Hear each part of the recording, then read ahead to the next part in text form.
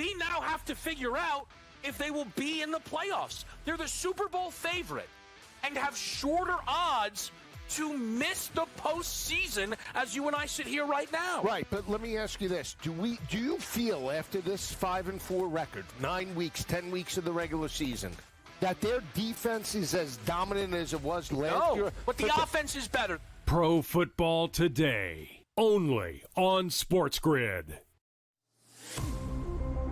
Fly, Pelican, more like grounded Pelican. The Pelicans are 0-6 to start the season. Their main guys aren't their main guys. And it comes to a point where, what do you do if you are Joe Dumars and the leadership of New Orleans? Pro Basketball Today, only on SportsGrid. You want to throw $12, $13 million at Kiffin? That's always a possibility. Summerall, they lost the other night to, in that matchup to UTSA. Or do you go back to potentially the mad scientist and Nick Saban, give him, complete control of the athletic department and see if he can turn it around? We'll see. But whatever they go, they're going to need a coach to hit the ground running. SportsGrid's College Football Today. One playoff win, and it's been a train wreck in every other year. But if we all agree that he was right in how he handicapped the quarterback talent coming out of that draft, and they got the right guy, and I think we all do agree on that, then what's the benefit of bringing a totally new voice into the room to now be the coach of Jackson Dart? The Craig Carton Show, only on SportsGrid.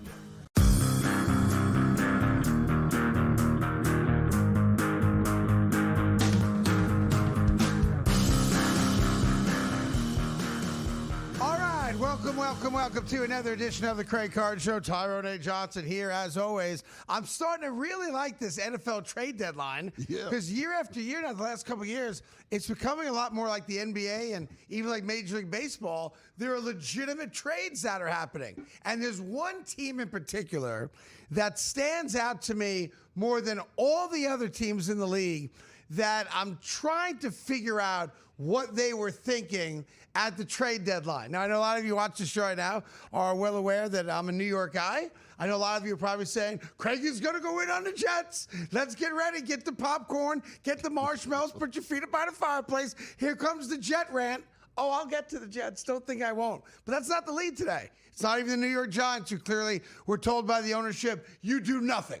We don't trust you to do anything. You're not allowed to do anything. Just sit back and shut up, and we'll discuss your futures after the season, because I believe that happened as well. And we'll get to them too this show. But there's one team in particular that I'm really troubled about because they did nothing yesterday at the trade deadline. And I'm trying to figure out why. And I came up with the answer. It's what I do. I come up with the question. I go to the bathroom. I then have a bagel. I have a juice. And I come up with the answer. Okay. That's my methodology. Yeah. Question, bathroom, bagel, juice, answer. That's how I roll, Tyrone, okay? Okay. Uh-huh.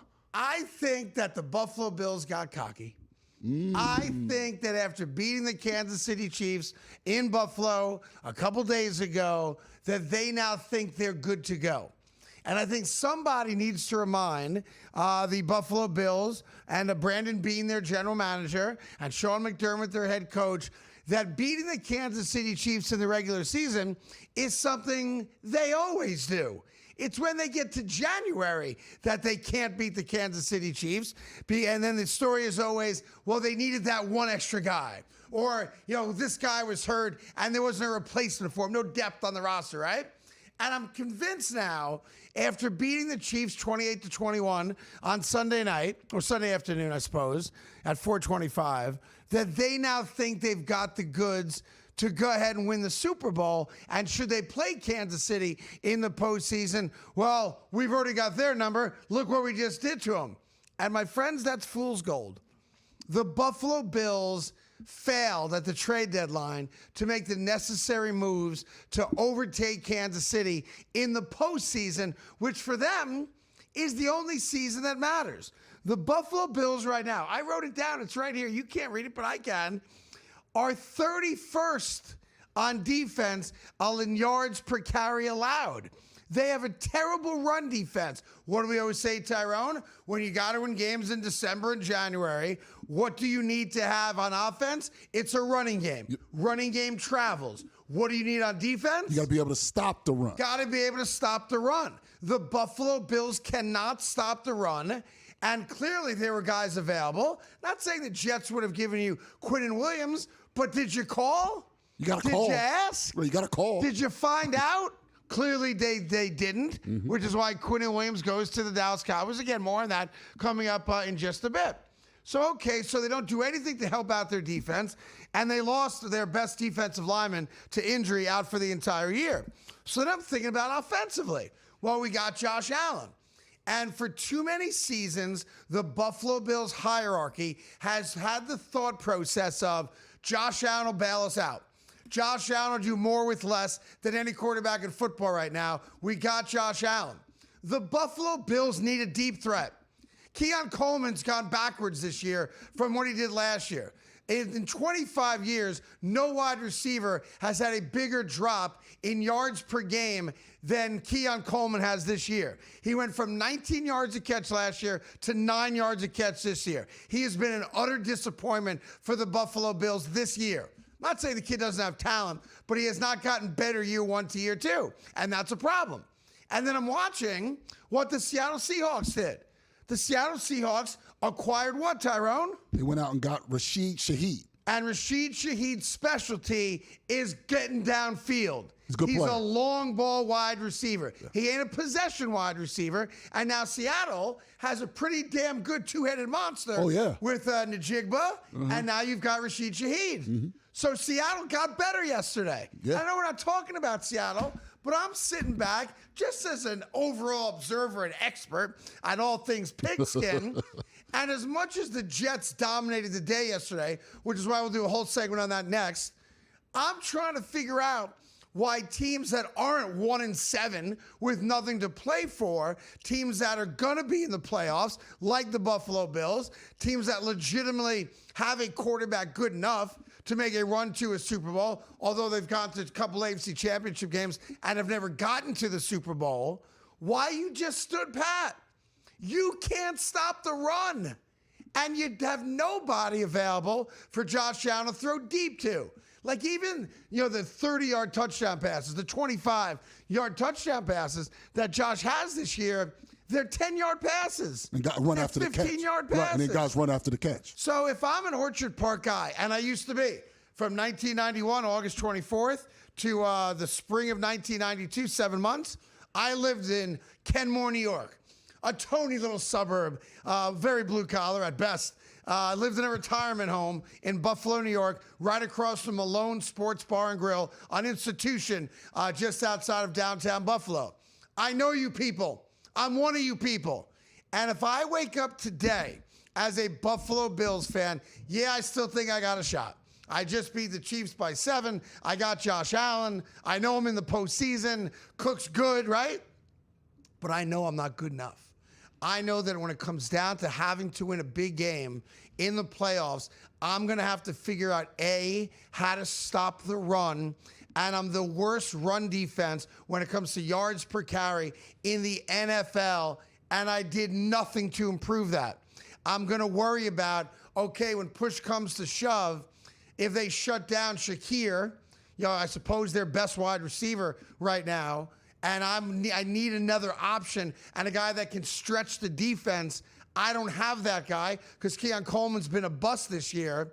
And I know that, the Saints just acquired a deep threat, and there's other wide receivers certainly available that the Buffalo Bills could have made a 3rd, 4th, 5th, 6th round pick to go get. And you just stood pat? You did nothing to improve the roster? I think the takeaway from yesterday, as much as everybody wants to talk about the Jets, it's that the teams that are close, and what did those teams do? The Chiefs wanted to get a running back. They didn't. That's a failure for Kansas City, right? Right. But the Buffalo Bills, for me, were the single biggest losers at the trade deadline, because what are we going to get from Buffalo? Another year of, man, we were close. Another year of, Josh Allen really needs some weapons. Another year of, defensively, we're kind of weak. We can't stop the run. We've known about this with this Bills team for 5 years now. Every year. It's right? the same thing every year. It's the same thing every year. Imagine if Josh Allen still had a dominant wide receiver like Stephon Diggs. And I understand why they got rid of him. He was a pain in everybody's ass. And they ate $30 million in a cap hit just to get rid of a cancer in the locker room. I totally understand that. But you didn't replace him with anybody. Right, and he's not a cancer right now for the Patriots, so you got to get that right. Are in first place, and Stephon Diggs appears to be like the greatest teammate ever. Yeah, he's rejuvenated. Right? So I know everyone thought I'd start with the Jets today. I did too.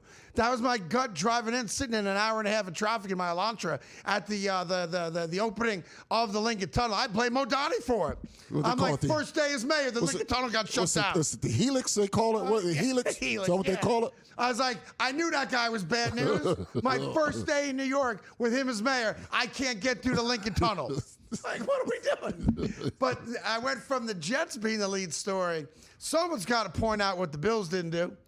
And I know this is going to go viral. Bills fans are going to hate me and attack away. Attack away. My warts are public. I'm bald. Attack away. I get it.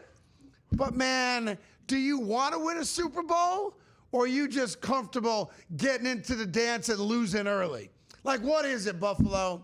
When are you going to make the moves that gives Josh Allen a legitimate shot to win a damn Super Bowl? You sat on your hands this break, and it wasn't good enough. I think the Bills are a good team, but they ain't good enough to win, and you'll see that again. Jets next, right here on The Carton Show.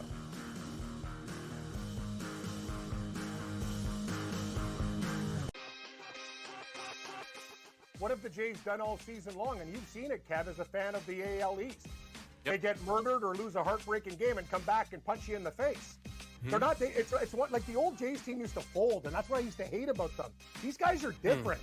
They're like guys you go to war with. It's like, man, you're my buddy. Like, let's go. Like, their clubhouse dynamic, I've never seen a Blue Jay team where everyone gets along. Game time decisions, only on SportsGrid. Apparently, he's a pretty darn good defensive coordinator. The 49ers are decimated by injury. This guy's doing it again. Wade Phillips, Norv Turner, all these guys, there's a lot of great coordinators out there. I'm not so sure Mike McDaniel isn't a real good coordinator, a run game coordinator, a quarterback coach with the 49ers during some Super Bowl years. Maybe he's just not built to be a head coach. In-game live, only on SportsGrid.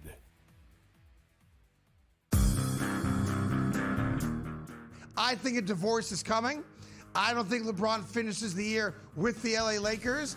And the trump card he tried to play has backfired on him big time. And I'm here for all the smoke. I got my marshmallows. I got my skewers. I got the fireplace. I'm going to sit back, kicking my feet, and watch the LA dysfunction play out in real time. The Craig Carton Show, only on SportsGrid. Governor calls you out in the football state, you're out. And it was so funny, too, because after he fired Kelly on Sunday, right, Woodward released a statement that said that, in effect, that he was still in charge of the athletic department. Well, you didn't check with the governor because apparently he had other plans for the athletic department, and you're not in them. The Early Line, only on SportsGrid.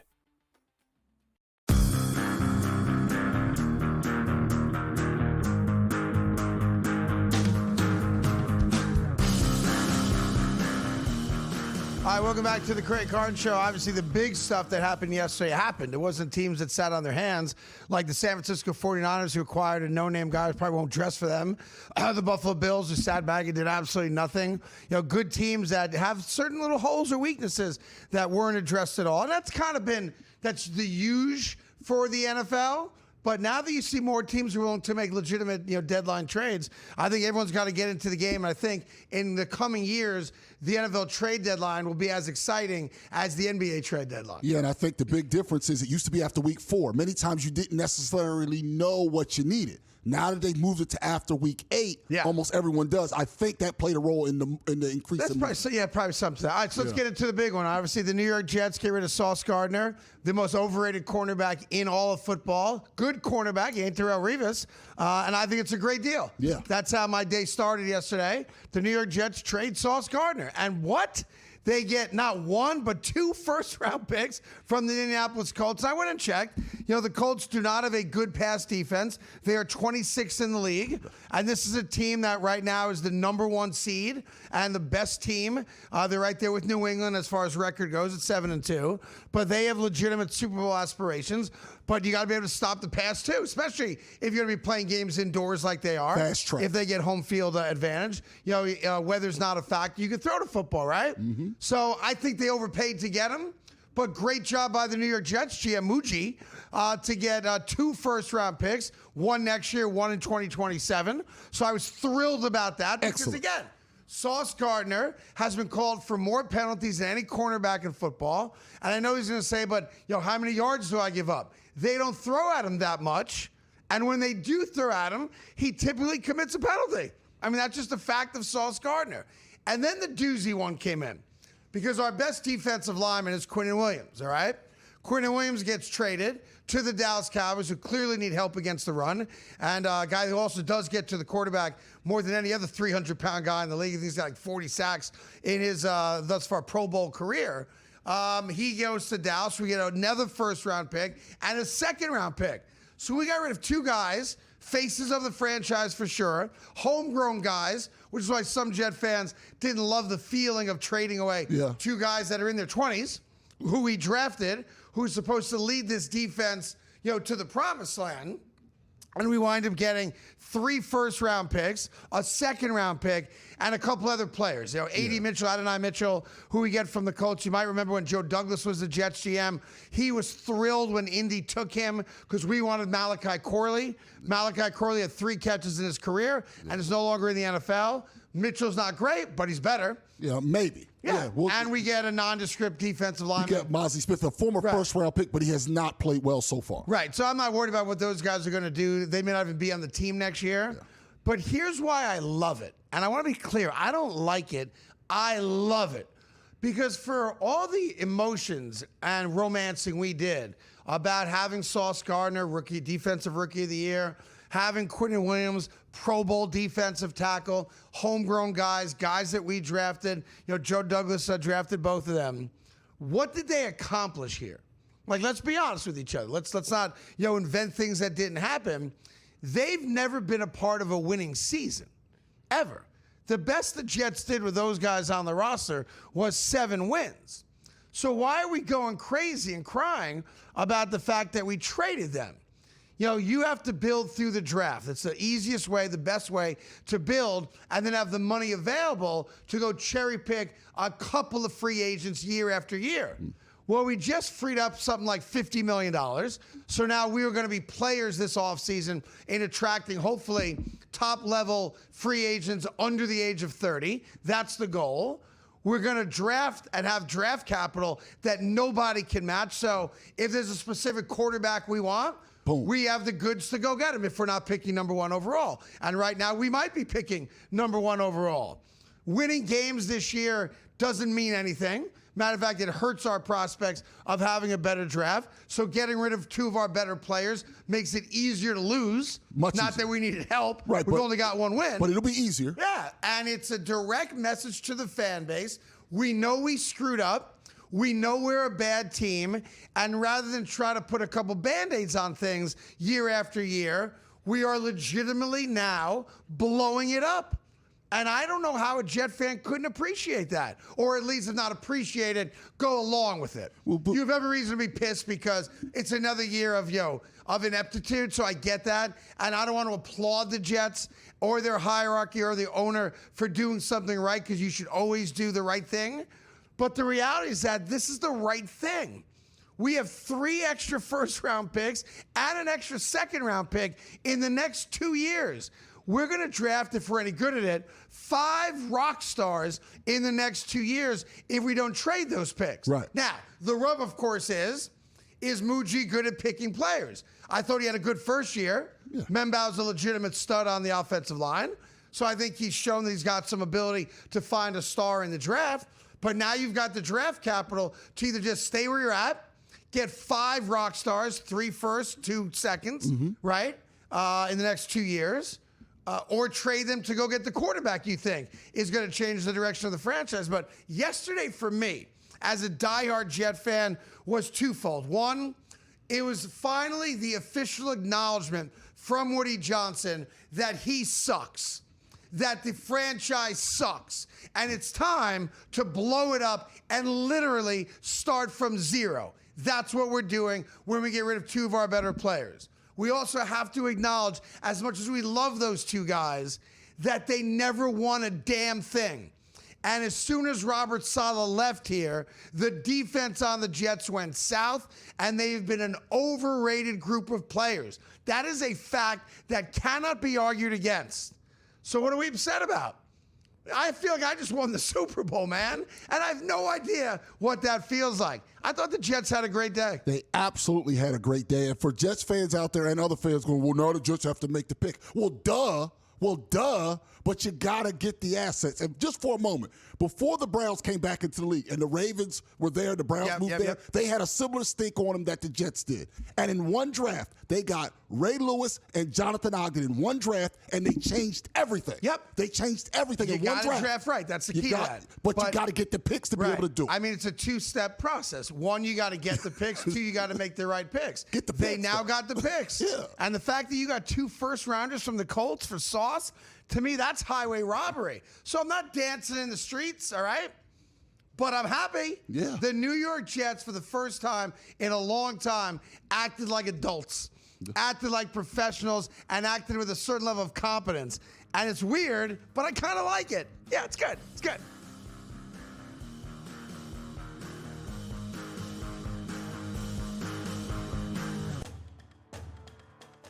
Jeremiah Love is a player that you have to keep an eye out on just because of a running back, his versatility, how good he is in the receiving game this year. We haven't seen a running back potentially crack the top 3 when you just think about it with the Heisman Trophy back there. Jeremiah Love just dominant. If Notre Dame wins out and they're in the college football playoff, Love should be involved in the conversation.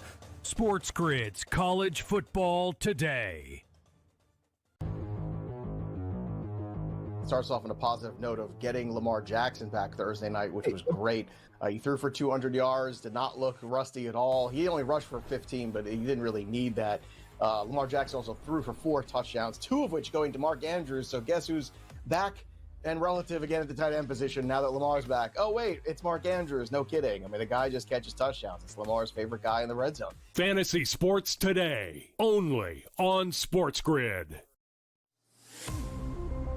Fly, Pelican, more like grounded Pelican. The Pelicans are 0-6 to start the season. Their main guys aren't their main guys. And it comes to a point where, what do you do if you are Joe Dumars and the leadership of New Orleans? Pro Basketball Today, only on SportsGrid. Blue Jays are going to be dangerous for years to come because they have money. They're a fun team. Other players like Guerrero, the Blue Jays are a first-class organization. They treat the players very well. They're first-class complex. As I stated earlier, you can live like across the street from the stadium and there's no drama. You don't have to sit in traffic ever. You have an entire country that buys your jerseys and are big fans of yours. In-game live, only on SportsGrid.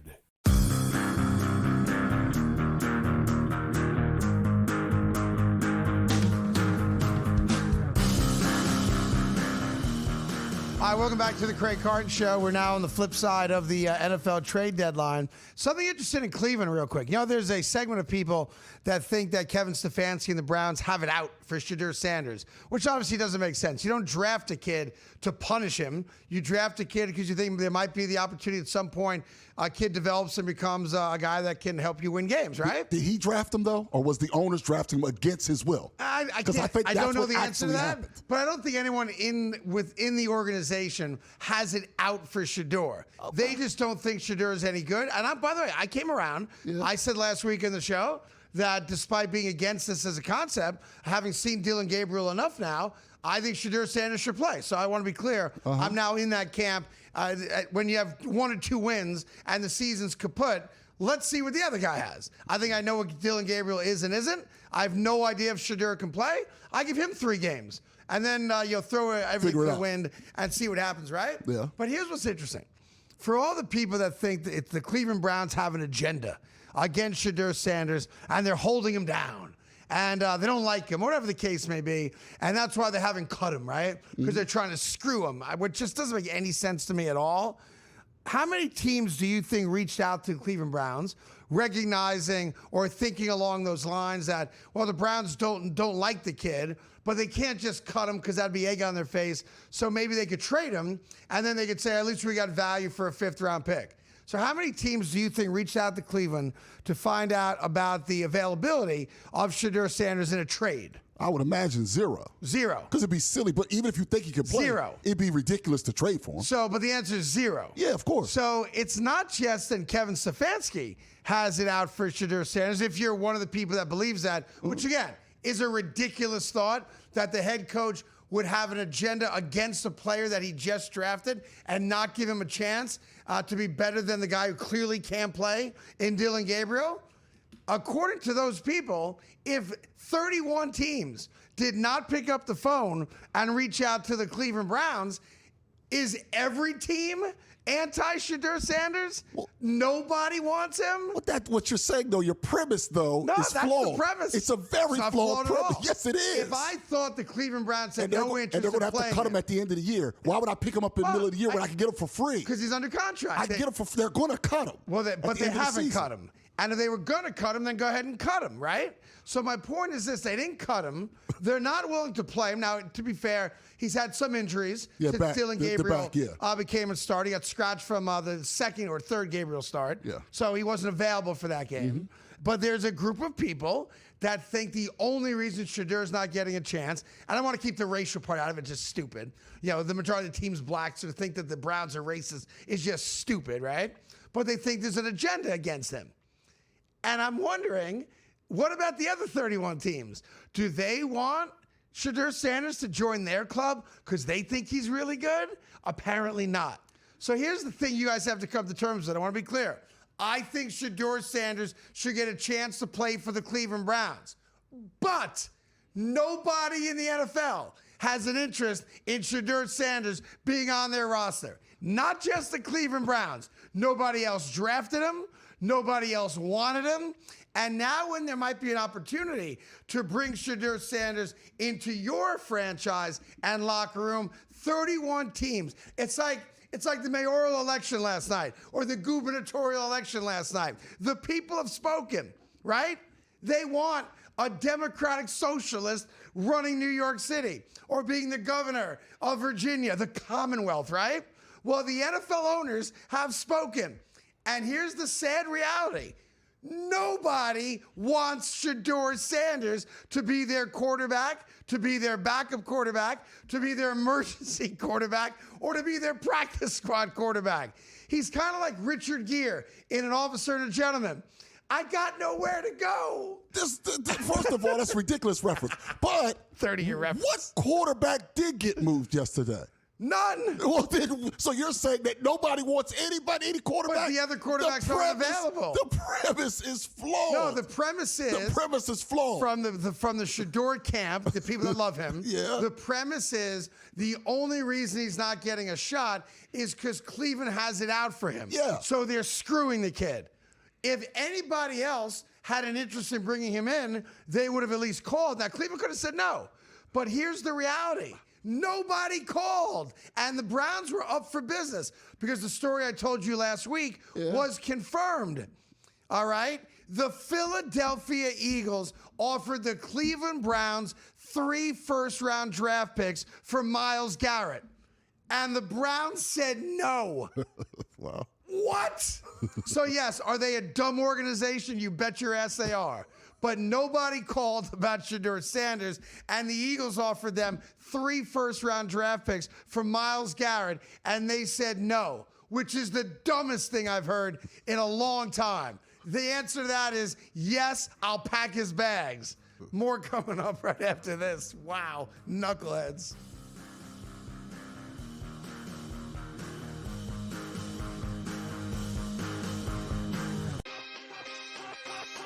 There's a far longer track record of the Chiefs laying huge numbers and not covering them with Mahomes than anything on the contrary. And they did that a lot last year where they didn't cover those numbers, but a lot of the time last year they didn't have Rice and they weren't fully healthy, and now they are fully healthy. And now we have an offense that has 4 viable receivers, 2 tight ends, and 2 running backs. Game time decisions. Only on SportsGrid.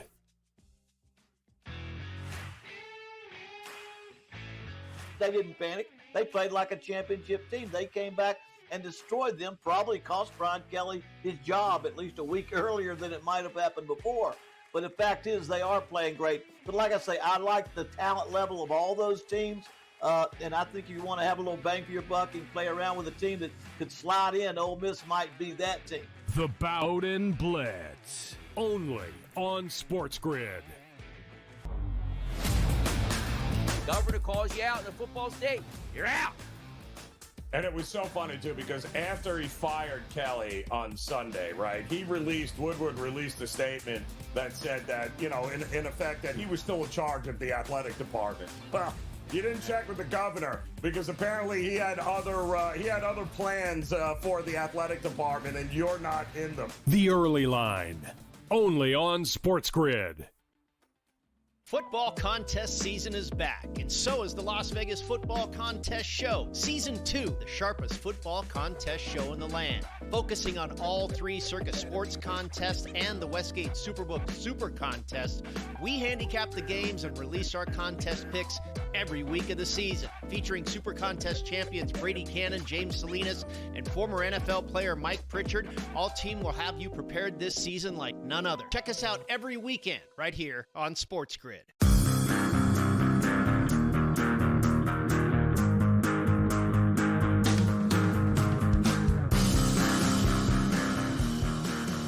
Hi, welcome back to the Craig Carton Show. A year and a half ago, I asked my producer Ethan, when I was on FS1, to book the Rizzler. You know that chubby little 10-year-old kid in Jersey? Yeah, who makes all the videos? Yeah. He couldn't book a 10-year-old. And now the Rizzler has his own burger at Hardee's. Like, he couldn't book a 10-year-old. Book a 10-year-old? Yeah, had a tough time. Tough time booking a 10-year-old.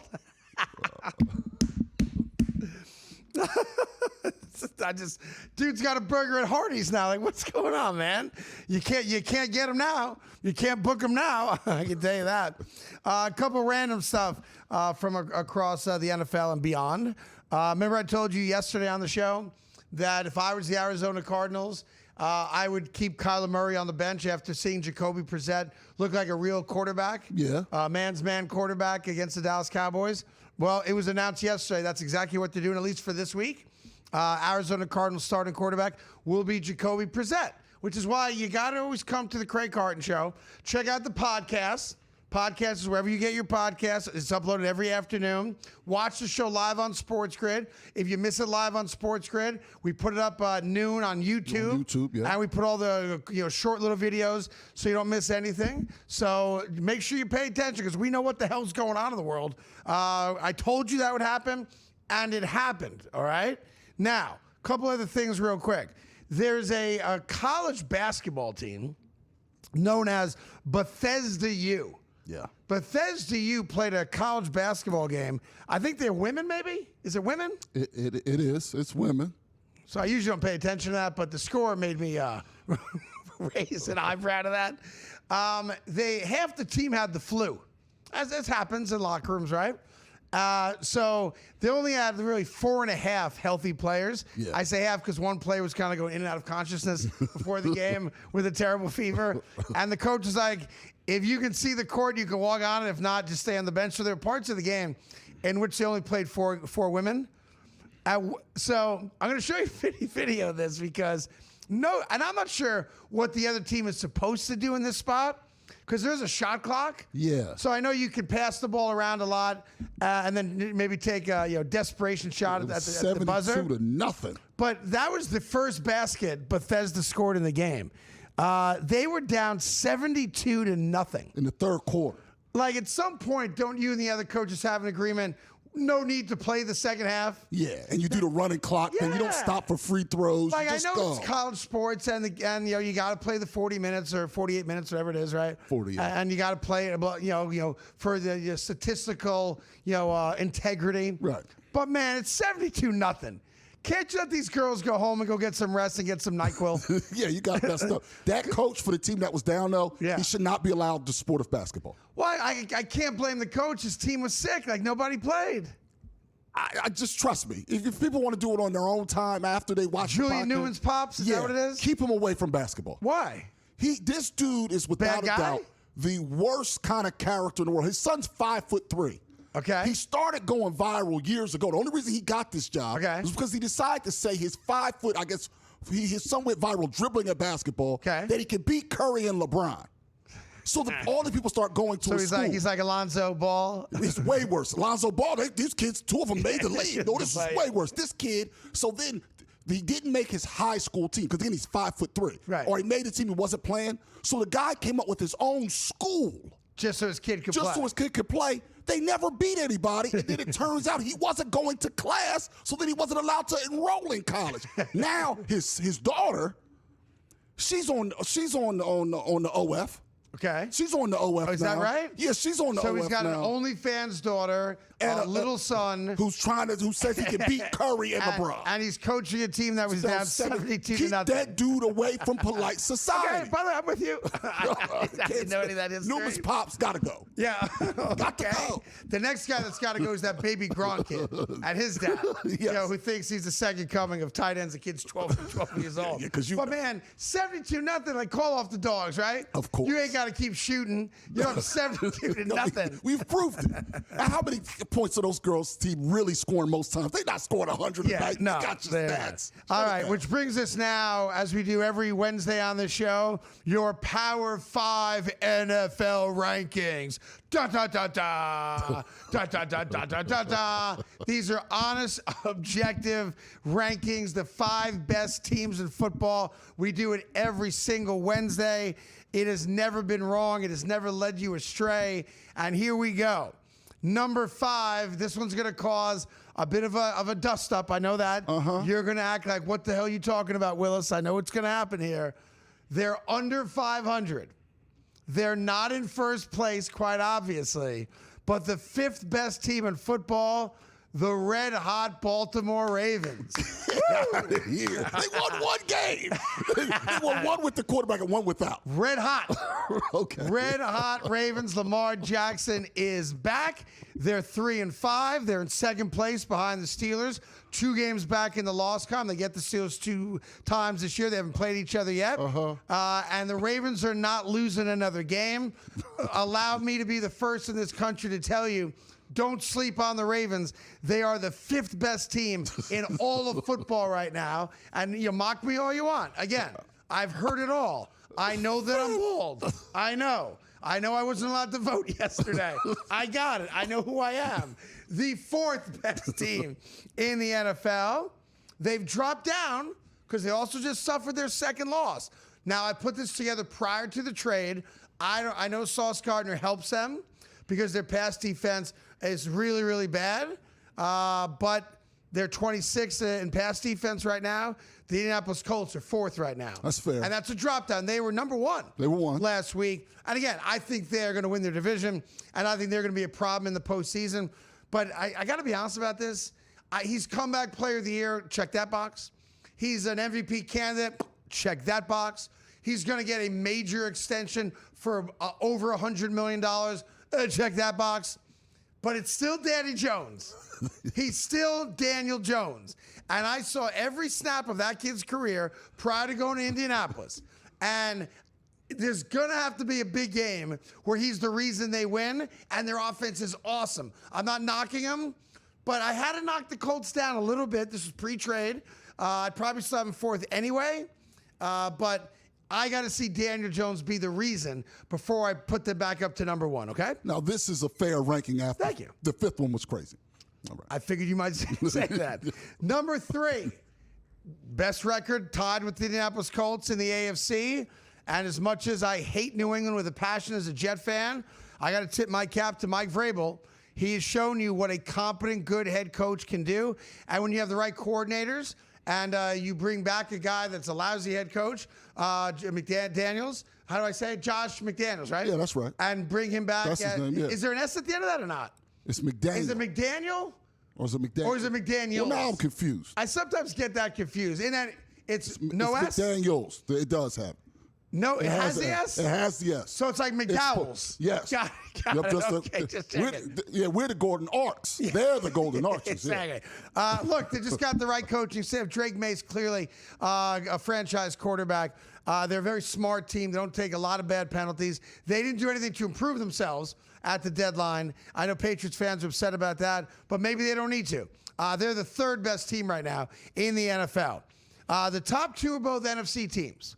Number 2, and the country is sleeping on them. They're not on national TV a lot. They've got a really good quarterback and a badass defense. The Seattle Seahawks really good. Are the 2nd best team right now in the NFL. And I say that recognizing that, the San Francisco 49ers beat them in week 1. They did. And the Niners are right there in first place in the West, and the Rams are right there. And that's probably the best division of football. But the Seahawks are really, really good. They are. They're really, and that defense is good. You just don't get to see them a lot. Right. But when you do start seeing them, they got it all. They do. Good defense, decent running game, and a quarterback playing his ass off in Sam Darnold. The number 1 team in the NFL. Drum roll, please. I got to do it all here. Well, we don't have a machine. The Philadelphia Eagles. There we go. They are the best team in football. They're coming off their bye. They had Jaden Phillips to that defense. The offense seems like it figured itself out. And the Eagles right now, and I don't think they're going to be replaced, are the best team in the NFL. Discuss amongst yourselves.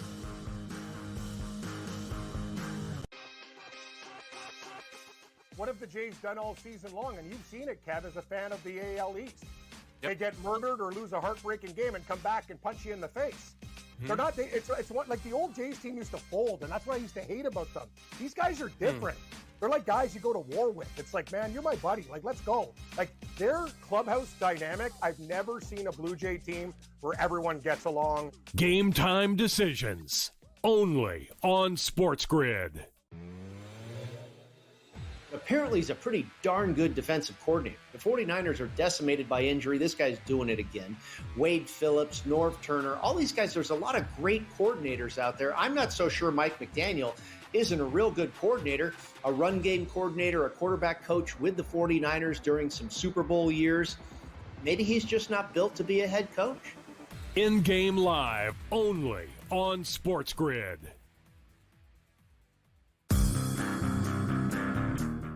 I think a divorce is coming.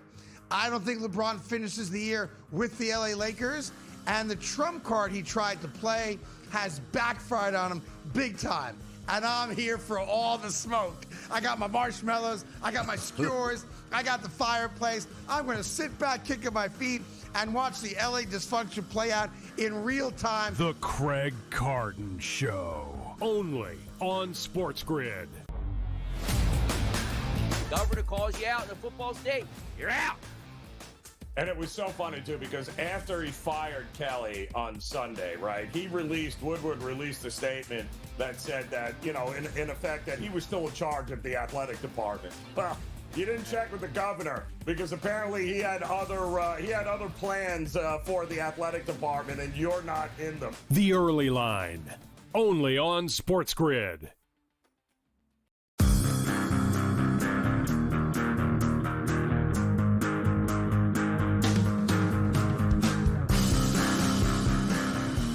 Hi, welcome back to the Craig Carton Show. Tyrone Johnson here as well. By the way, just a note to everyone, if you go outside tonight, very excited about this, the Beaver Moon. Oh. Yeah, they say it smells like fish, but I cannot... I cannot confirm that, but I'm pumped to see that bad boy tonight. The Beaver Moon. Yeah. Very excited just there, about bald that. in the sky like that. Yeah. Just like you like Boom. it. Yep. It's awesome. That's right. Yeah, it also means the Knicks are going to win tonight because they've never lost during a Beaver Moon. Is that a real Fact thing? check. Is that a real thing? That. I can't check that. I want to go to college football for a second because you say Dabo or you say Dabo? How do you say it? It's Dabo. Dabo, right? Dabo Sweeney over at Clemson, who I happen to love. Been a really good coach, an anti-NIL guy. Which is hurting him right now. That's why he's never going to win a championship again. But I want you to just listen for 10 seconds real quick to what Dabo had to say about the officiating and how he connects it, as he should, to gambling scandals. It's a very interesting, poignant thing that's going to cost him probably $50K. He's going to be fined for this. But take a quick listen to this. Go ahead. There's a system of accountability, but y'all don't know anything about it. It's behind a curtain. How dare we have accountability? In the meantime, we got gambling issues going on, people being suspended, all that kind of stuff, right? Yep. I mean, refs are people too. It ain't just coaches and players, and if they're a part of the game, then by God, they ought to be a part of the game. And they ought to be a part of the accountability, and they ought to be a part of the consequences, not just behind some shadowy curtain. Yeah, so let me just explain what he's getting at. So at the end of every game, if you have an issue with some of the calls, you're allowed to send those plays in to the league office to say, hey, we got screwed on this call. That's a bad call. But it's not public. You're not allowed to make those queries public. And the response is also confidential. So whether they agree with you or disagree with you, they don't make it public. The only time conferences will publicly acknowledge that there was a horrendous call is if there's an immediate uproar or if it's a game-changer call like the Georgia game this year. Was it Georgia-Auburn, was it? Yes, they suspended him the for goal season. line play. Yes, there was a touchdown that they took away. And it was clearly an egregious missed call. Oh, yeah. So because the mob was getting crazy about it, the mob meaning, hundreds of thousands of people, not just fans of either one of the teams, but gamblers as well, they immediately said, call was wrong, and they suspended the referee. Yeah. That outside of that, they don't like to go public when teams question the calls. That's what he's referring to when he talks about the cloak and dagger of us complaining. But the second point is, he said what people are saying in closed rooms that no one knows about, and it's a dirty little secret. We have gambling scandals now at every level of sports that people can wager on.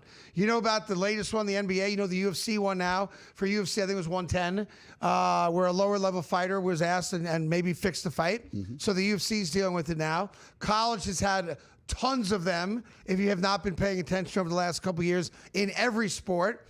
And what Dabo is saying is, if we are concerned about the integrity of our sport, and we are now punishing players and or coaches who may be involved or allegedly involved in gambling scandals, why aren't we doing it with the officials? And his point was, they're people too, meaning they're potentially going to go down the same road a player might go down in either providing information to someone or fixing games. A player can do it by his over-unders or throwing interceptions or fumbling the ball.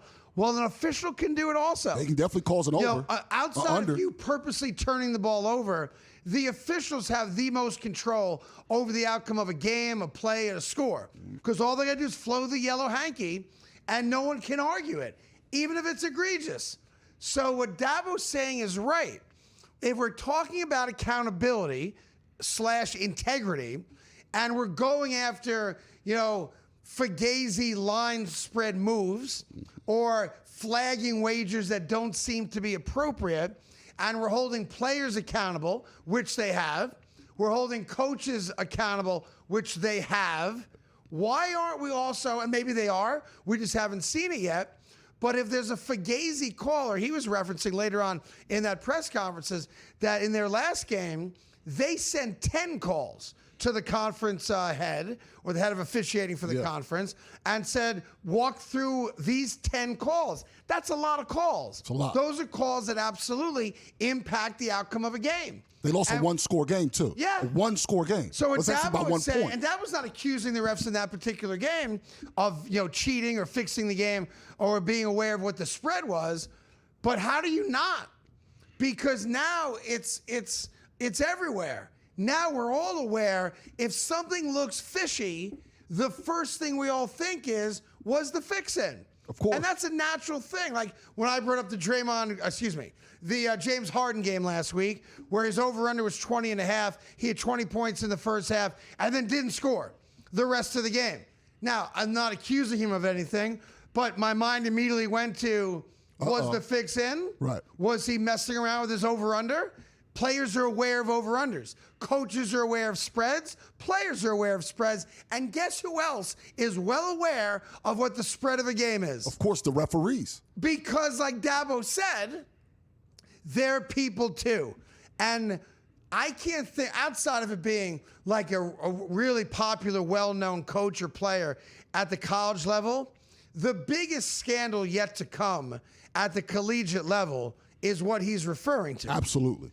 That's the concern, that we're going to find a referee on the take.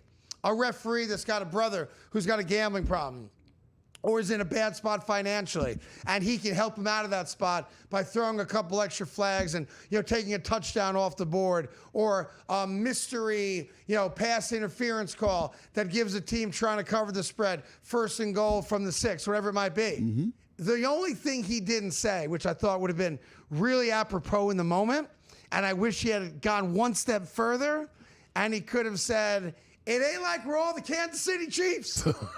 He's one of the just to throw them under the bus. Yeah. Just to throw them under the bus. He didn't do that. He was one step away from having a perfect press conference.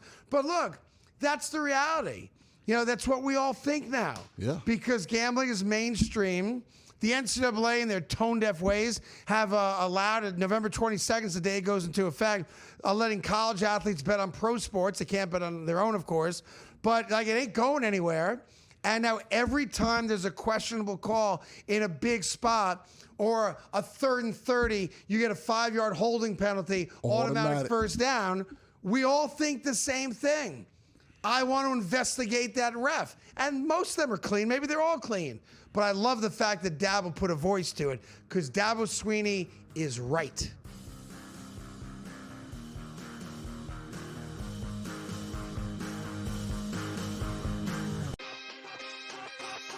There's a far longer track record of the Chiefs laying huge numbers and not covering them with Mahomes than anything on the contrary. And they did that a lot last year where they didn't cover those numbers, but a lot of the time last year they didn't have Rice and they weren't fully healthy, and now they are fully healthy. And now we have an offense that has 4 viable receivers, 2 tight ends, and 2 running backs. Game time decisions. Only on SportsGrid.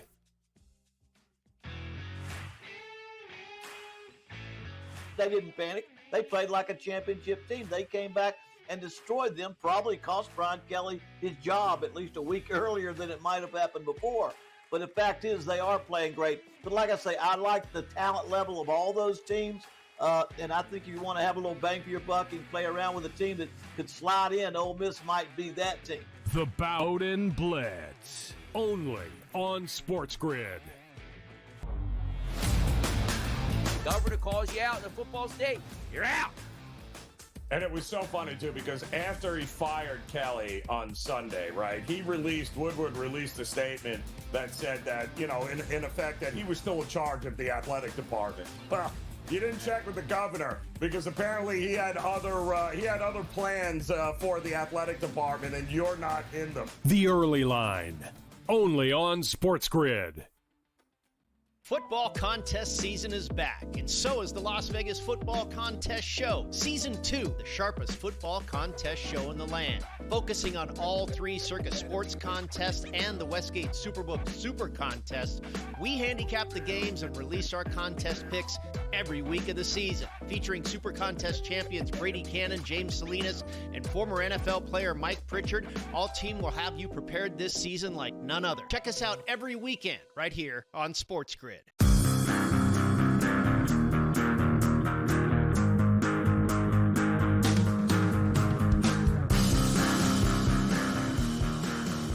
All right, sadly, we've reached a point where one of our favorite quarterbacks, or favorite quarterbacks to hate, because there's only 2 sides of it, has become an eccentric weirdo.